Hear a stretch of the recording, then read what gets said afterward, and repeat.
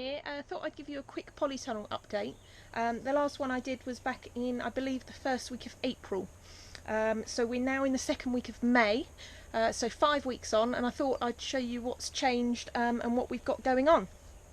So as you can see, things are quite different from the last video, if you saw that. So I've now transplanted things into their permanent positions in this bed here that you can see.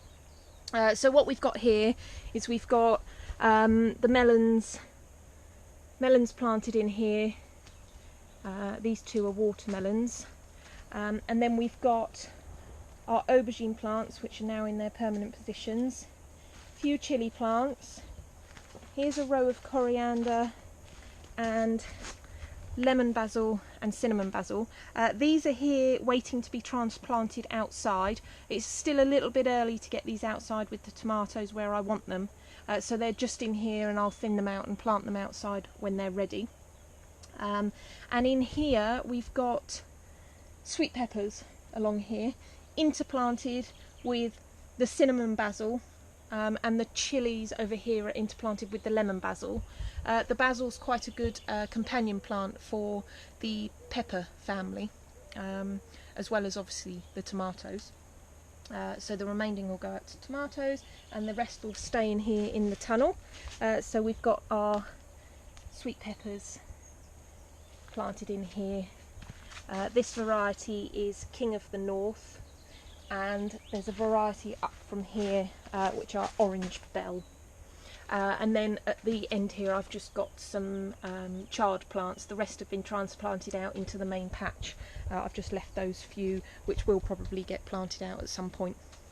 As you can see, I've mulched the top with hay from last year. It's our hay, so it's fully organic, there's no nasties on there, and it just stops the compost underneath drying out so quickly, and it holds the moisture in.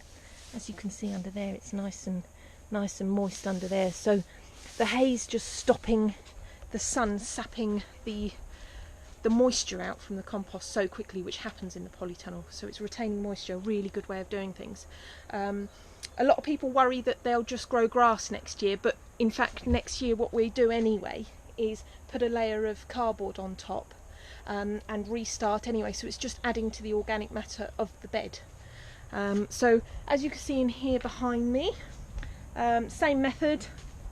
This is based on the hugelkultur method, and we've got cucumbers in here which will be trained up and over the trellis. So I've got 2 cucumber plants each side which will trail up and over the trellis. The trellis I just made out of is the steel wire I believe they use in building sites. And I've literally just stuck a couple of staples in to keep it secure. So I'm hoping that will work well. Last year I used bamboos and string, but I think this is a little more permanent, and I'm hoping it works really well. So I've used this method outside but not in the polytunnel for the cucumbers, so I'm hoping that works really well. I'll update you on that and how that goes.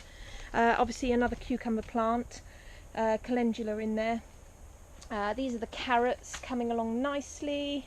Another cucumber plant and another cucumber plant. Now, as you can see, these two at this end are a lot more advanced than these two, and that is because what I did have in here is, if you look back to the last video I did in April in here, this was mustard greens and rocket.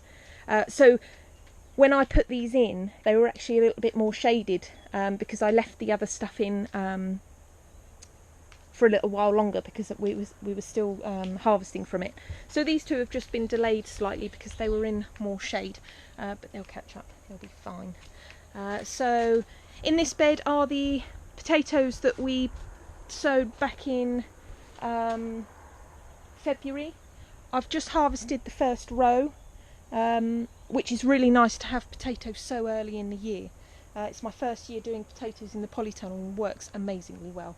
So I planted second week in February, and I'm harvesting coming into the second week in May. I've harvested one row, and then I'll harvest the next couple of rows over the next few weeks. in there, and then once that's out, obviously I'll plant this bed up more permanently. Still got the purple sprouting broccoli producing, and the chard which is going to seed, and I'll just collect some seeds from that and then harvest that back. The majority of that, because the stems are quite woody now, will go to the chickens or the pigs.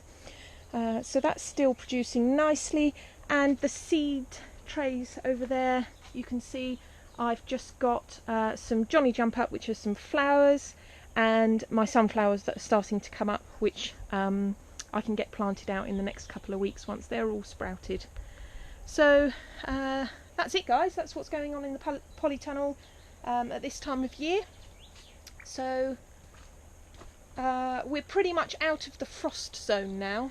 If there was to be a heavy frost due in, I would probably still cover the peppers and the chilies just with a fleece over the top. But apart from that, it's pretty self-sustaining now. So there we have it. Polytunnel in second week of May. Hope you enjoyed the video. Until next time, bye.